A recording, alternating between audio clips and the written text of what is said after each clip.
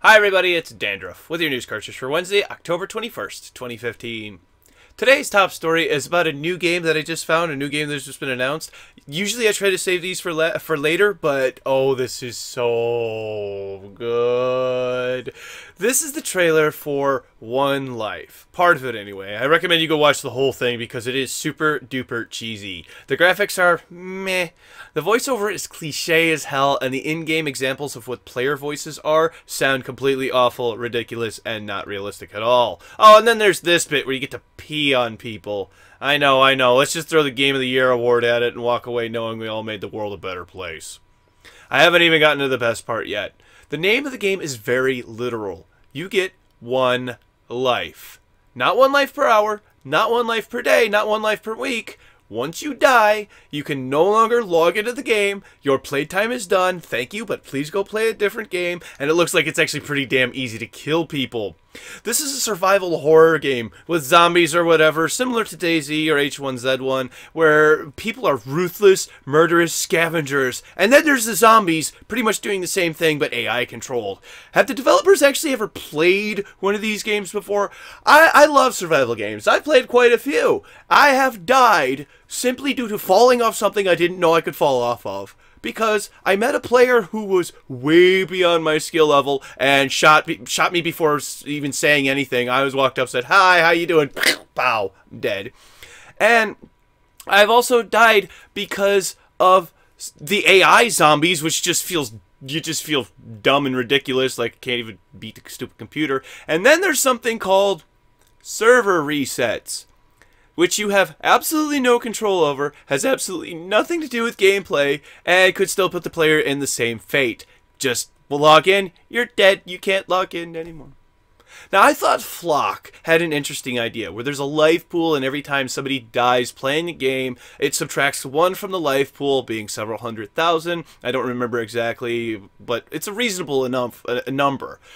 Then the game has a final sequence, has a finale, and it's over. Yeah, it's pretty weird, really unheard of, but it's something new.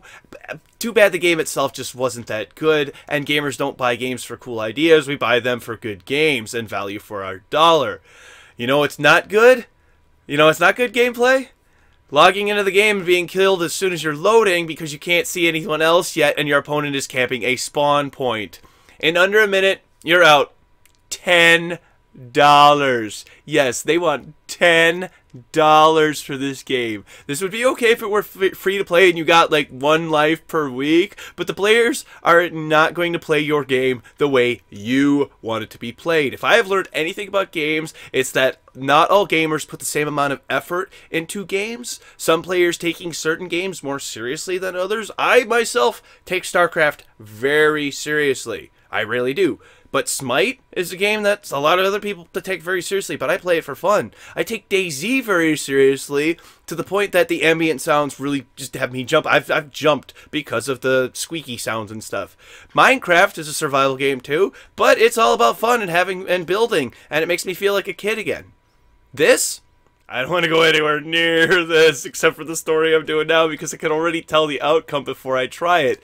Sadly, I don't think the developers did, and that outcome is a lot of Steam refunds. Because I'm sure that a lot of people will die in under the 2-hour limit, and I doubt we'll check to see, I doubt Steam will check to see if your character is still alive. And even then, is that written into the refund policy that if you can't play any, if it's a game mechanic that you can't play, I do know that not being able to play your game is part of the Steam refund policy, so yeah. Please leave your comments below about what you think of this concept and whether you think it's brilliant or just plain dim. Alright, we've got a lot to cover about the PS4. Lots of stuff is happening, probably due to the holidays coming up. First of all, the 1TB edition of the PS4 will now be available in Japan. On December 3rd, that is, you'll be able to pick one up for 39,980 yen, which sounds like a lot, but roughly translates to around $325 US. A Twitch TV app is now available for PlayStation users, so just like the YouTube or Netflix app, you can now access Twitch straight from your PS4 dashboard instead of having to go to the website every time. game. Finally, more pricing information. The UK and Europe price drop for the PS4 is effective immediately, and now will be €350 for the 500GB model, and a price drop will also be seen in Australia. That was quick. I thought it was going to be sometime next year, but I guess it makes more sense this way because Microsoft and Nintendo are going to really have some competition for this holiday season. More Battlefront news. Nothing to complain about this time, I swear. 3 new heroes that will appear in the game have been announced. They are Princess Leia Organa, Han Solo, and Emperor Palpatine in his scary black robes from episodes 4, 5, and 6, and not Senator Palpatine that we see in episodes 1, 2, and 3. But who knows? We might still see him. Please let Yoda be a character. I'd love to throw a lightsaber playing Yoda. That would be amazing. Star Wars Battlefront, unofficially known as Battlefront 3, comes out on November 17th, and I'm going to shoot Han first. To conclude for today, last week I reported that Payday 2 would now include microtransactions that would allow players to basically buy their way to the best power-ups. Well, now developer Overkill has changed this. Slightly. Before today, while playing the game, you could receive a safe as a random drop at the end of the game. You would then need to buy a drill with real money in order to open this safe to have access to a random weapon skin that could also have the possibility of a stat boost. So essentially, the players who spend money on this would have higher stats than players who just spent money on the base game itself. But it didn't stop there, because the skin that you got was random. You could end up paying money for the drill to get a weapon skin that you don't own that's part of a DLC pack that you'll then need to buy, effectively forcing you to spend more money on the thing you just spent money on.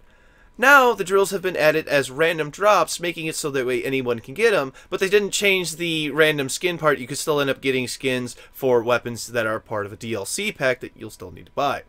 This really does seem like the system that they're using should either be ditched altogether or just get rid of the microtransaction part of it and just make it a random drop where it's all luck of the draw at that point, which is fine in terms of fairness. Payday 2 is currently on sale on Steam for 75% off, and it will probably go on sale again during the Halloween sale that's coming up shortly. And I had considered getting it before the past, and now I'm glad I didn't buy it, and I won't even be considering it anymore. Thanks, but no thanks. And now, on to tomorrow's game releases. For PC, we have Alpha Polaris, a horror-adventure game. Gremlins, Inc., The Big Street of a Small Town. Noct, Descent Underground. Mugen Souls, Skybreak, Voxel Blast, Command, Northern Inferno, Message Quest, and Square Brawl. For Nintendo Wii U, we have Fatal Frame, Maiden of Blackwater, and Color Bombs. For Nintendo 3DS, we have Gunslugs 2. Thank you very much, everybody. This has been News Cartridge. I will see you tomorrow.